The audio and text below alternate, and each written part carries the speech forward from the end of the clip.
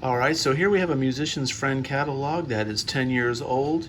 Obviously Eddie Van Halen is on the cover, and they're promoting the EVH brand, and looks like Wolfgang guitars and amplifiers. So let's take a look and see what musician's friend had to offer regarding EVH gear 10 years ago and everything else that has changed. EVH brand started in '09, I believe. I saw Eddie playing prototypes of EVH guitars around '07, but so they were about 2 years into their company tenure at this point. So let's see. There's Eddie with his stack of amplifiers. Let's see what we got here. Oh, here we go. There's Eddie with a Wolfgang. Look at that, Wolfgang Specials, $13.49. Wolfgang Hardtail, $11.99. There was the Stealth model. I remember when that came out. $13.49 for a Stealth. They've come down in price. I don't know what the difference is. I don't know if these are Mexican made. I know some of them are made in Indonesia now, and you can get Wolfgangs for about $400 or $500 on eBay if you're lucky. A special. And the US built ones are still over $3,000. Right there, the USA custom, $35.99. The hardtail's $28.99. I bet you that hardtail is gonna be collectible. Betcha. All right, these are the amps. EVH amps are really solid. I had a white 100 watter half stack. I loved it, but I'm more of an EL34 guy. I need to try out the EL34 EVH amps, see what they're like. All right, so check this out. Holy smokes. Gibson. You can get a Les Paul Standard now for $24.99. Brand new. Sometimes cheaper, depending on sale prices. If you trade something in, they give you a little credit. But this, there's a, let's see, Les Paul Custom was $38.99. 1960 Les Paul Reissue Vos, $32.99. This is interesting. This is a 1959 Les Paul Standard for $6,000. So I don't know if that's what they consider an R9. I think that's an R9. That's an R9. You can pick up R9s for $4,000, maybe $4,500. In Nashville, you can anyway. I know several places that have a few R9s for around $4K. But that would not have been a good investment if that's the case. $6K, and then now 10 years later they've gone down that much. Dude, this SG Maestro VOS is $30.99. ES335, $27.49. Here's the Dot, $31.49. I suppose these prices aren't too far out of line. On the VOS and the 59, that price is crazy, $59.99. But anyways, let's see what we got over here. All right, so $2,000 for a SG61 reissue. I just picked up a 60s reissue SG special for, it was on clearance. I got it for $900 a year and a half ago. That would be impossible nowadays, but you're looking at about $1,500 on them now. SG faded, $6.99. Okay, Les Paul Jr. Les Paul Jr.'s now go for $1,500. Saw one just the other day, $14.99. Explorer, $13.99. Those prices have come up just a little bit. Yeah, SG Classic, there it is. One like I got, that one's $9.99. Those prices have come up about $500. Les Paul Studio, $9.99. Those prices have come up about $300 in the last year. Well, there's a Studio Plus, $1,600. I don't know about that. Oh yeah, Les Paul Studio, the standard Studio, $7.99. That price has definitely come up. Those are $400 more expensive, easy. They had a Les Paul Studio Silverburst, $13.99. Yeah, not bad. Epiphone, let's see. We still got some Gibsons here. Let's see what we got here. Gibsons. The traditional Pro standard, $18.99. That's what they're going for now, pretty much. $2,000. SG Classic Faded, $849. SG Standard, $11.99. Things have come up a little bit. The Standard Plus, $26.99. So 10 years, that price has dropped $200. I don't know if they would consider the new models the Standard Plus, but the one I've got is beautiful. So look at this John Lennon inspired Casino. This Epiphone, $9.99. Les Paul Epiphone, $7.49. So the Les Paul stuff is, or the Epiphone stuff, looks like has kind of come down a little bit on some of it.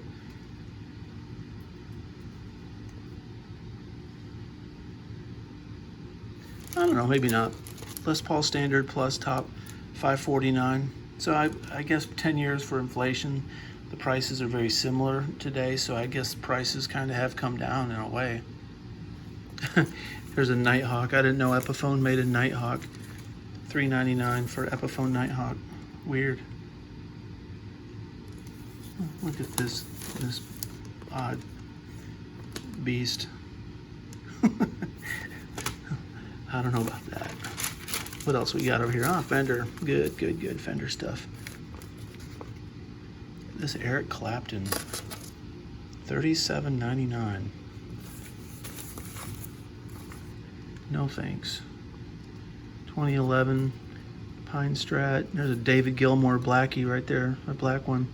$4K for this David Gilmour Strat. I should have done more research. This is the first time I've looked through this catalog probably in 8 years, 9 years, so I didn't even look at it before doing this video. I wanted to be surprised myself, but I would look online. I bet you, I gotta look later. I wonder what these Gilmour Stratocasters are going for now, used. If you bought those for $4,000 back then, I just can't imagine. Here's a Eric Johnson Strat for $18.99. Those haven't really gone up in value. So check this out. This is interesting. USA Stratocasters, $849. Here's a USA Tele for $849. American Strat, $9.99. Those were the good old days. Now this is a big difference. I was talking to a friend the other day about, remember when you could get USA Strats for under $1,000? And now you can't really get them used hardly under $1,000 that are in great shape.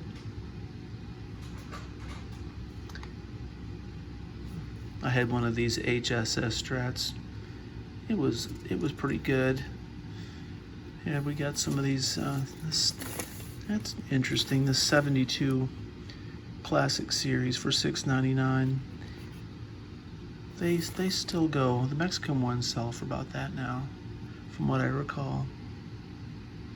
Look at the Baja Telecaster, $800. Blonde finish or desert sand. Includes a gig bag. Nowadays, you don't get gig bags with a lot of stuff. Doesn't say if that thing's made in Mexico or not, but I imagine it is. If it doesn't say made in USA, you can pretty much guarantee made in Mexico, which is fine. The Mexico stuff is great. I love it. Look at this, all new Pawn Shop series. Pawn Shop Mustang Special, Pawn Shop 51, Pawn Shop 72. $800. Fender's new Pawn Shop guitars are based on the offbeat Road Less Taken instruments. I don't remember that, but I am getting older. I forget a lot of stuff.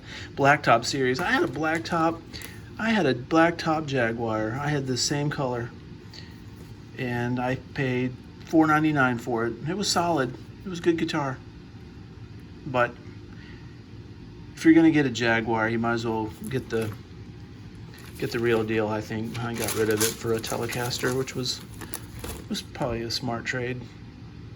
New American Vintage Series Telecasters. Look at that.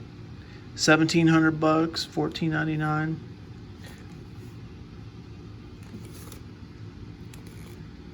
And we go into this Squire stuff over here. Got some Jacksons. $1,000 for a dinky with Sustainiac. That, I don't know about that. $3.99 for a Rhodes Bullet Strat. There you go, guys. Some of that stuff has not changed to this day. I wonder if it's went from Korea to China or Indonesia. That I do not know. Okay, here's this cool. We got PRS stuff here. We got a 2011 Custom 24 for $26.10. That's a good deal, man. That's not bad. I don't like these PRSs with the blade switch though. I like them with the dials that do the pickup selectors, even though it's not as easy. I just don't like the look of the blade on a PRS. There's a SE semi-hollow. I don't remember seeing those either. That's neat. Kinda. This one got moon inlays, DC 22, $25.99. SE Custom 24, $664. SE Santana, $700. Here's the single cut stuff over here.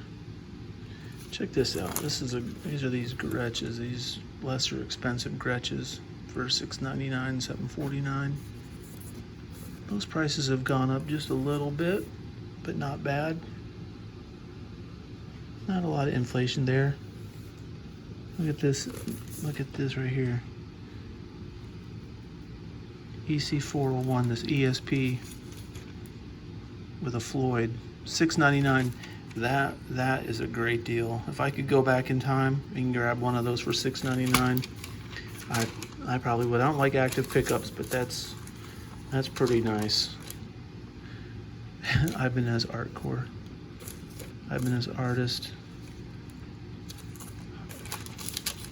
I had no idea that they were putting out 8 strings 10 years ago. I thought 8 strings were more the last couple of years with Gent and stuff like that. But once again, I am getting older, so I don't keep up with that stuff. There's their Ibanez catalog. Quilted maple, $4.49. Got RG there with a stop tailpiece, $2.99. That's a good deal right there. These RG 350s, $4.29. That's a solid guitar. I like that yellow one. I had one of those. I wish I didn't get rid of it. I got rid of it a couple years ago. Some more Ibanez. You can get the Steve I Gem for $27.99. I had one of those. It got stolen, which sucks. Now I got a blue floral, which is pretty nice. But Steinberger. I have a blue Steinberger, just like that. Schecter. I always thought Schecter stuff was kind of gaudy. I loved it when it first came out, but nowadays not into it. Here's the Private Reserve. And look at this Les Paul here, 72.73. This PRS is 10 grand. They actually put that in their private stock, Custom 24. That's cool. All right, taking more time than I thought I was. So I'm gonna kind of go through this a little quicker, but we got some Fender amps. Vintage reissue 65 Deluxe, $9.99. Never heard of, what's this DV? Who knows? Box. Cool. AC 15 combo, $600. AC 30 C2 for $1,000. That's a great amp, obviously. Marshall stuff over here. They were really into the solid state stuff, all this MG stuff. There was a time period where you couldn't hardly find Marshalls made with tubes in them. I think they really thought solid state was gonna be where it was at. Windsor head. There's a Viper. Ola England just did a video on a Viper recently. Orange. Dual tear head. 900 bucks. That is too much money for a little lunchbox head. But those were kind of the first of its kind back then. That was kind of revolutionary. 333s. Rogue. That you need to run from that. There's some pedals. Good old whammy pedal over here, $2.99. Line 6, before the Helix, we had the Line 6 stuff. Here we go. The Line 6 pod floor stuff, $329, $399. Line 6 stuff is good stuff. The Helix is great. I love my Axe FX, but the Helix stuff is killer too. That's a great delay pedal, $250. Those things are great. Crybabies. Fuzz face, all sorts of assortment full of stuff here.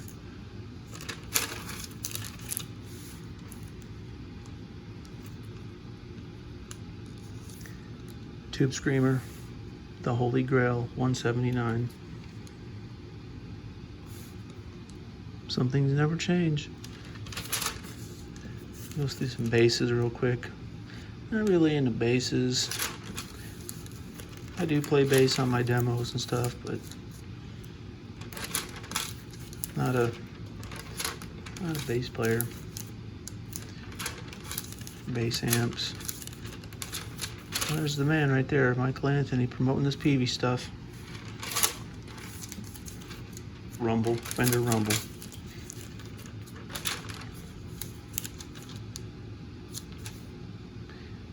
Electro Harmonics Big Muff, $82. Acoustics. That's Taylor and Martin stuff. Top of the line, of course. Not bad. Entry price here, $2,200, $18.99. Seems to be if you want to be a player in the Taylor, Gibson, or Martin world for acoustics, you're going to be in about $2,500 if you want something that's truly great with a Taylor and Martin. Gibson, a little more proud of their stuff. This jumbo, these 200s. After tax, you're looking at 4K. That's a lot of money for an acoustic. I get it, but man.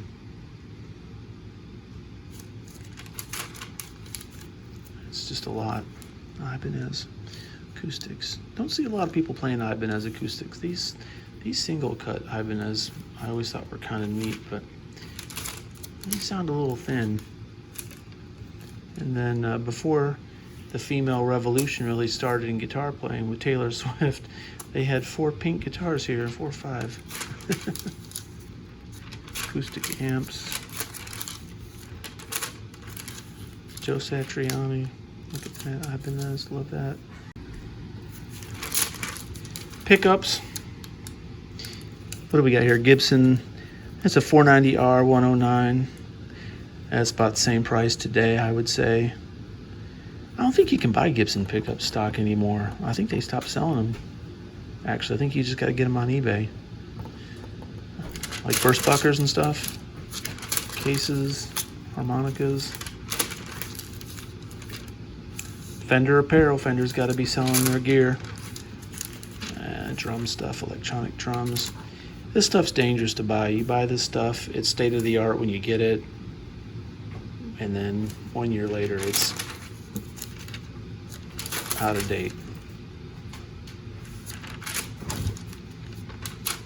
That's the nice thing about these old musicians, or any musician's friend catalog. It's got everything in it, so no matter what you like. It seems like they certainly cater to guitar players more than anything, probably because there's more of us out there. But these workstations are kind of nice, these little studio workstations. I need something like this, something a little bit better. It's not bad. $119 for that.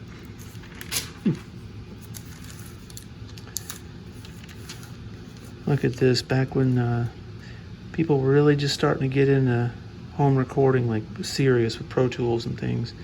I got all this M Audio, these boxes for Pro Tools.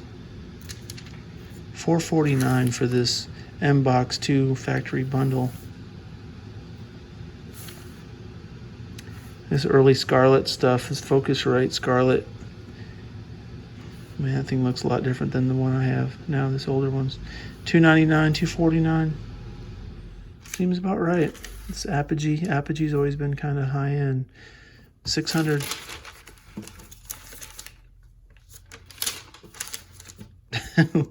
This, I've never seen one of those in person. This Tascam, capturing ideas and rehearsals at gigs. You know, I think we do that with the iPhone now, so I don't know if I would have bought one of those, but hey, they were only $100, so I wonder if they sound good.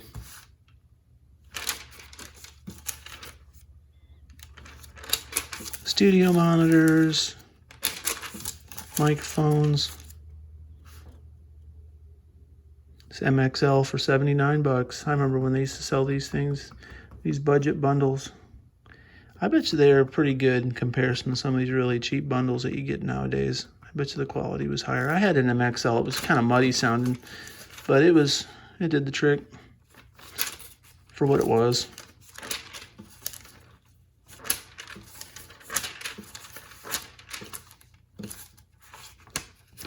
That's pretty much it. We're at the very end here. Skipping through these Mackie monitors, not really too interested. Man, I had one of these carts,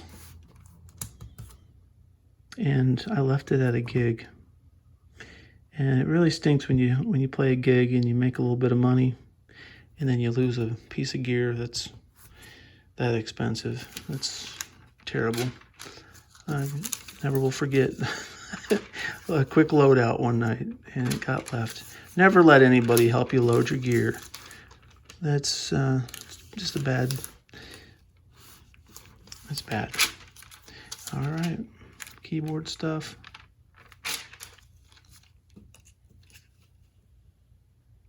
There you have it. Musician's Friend, 2011.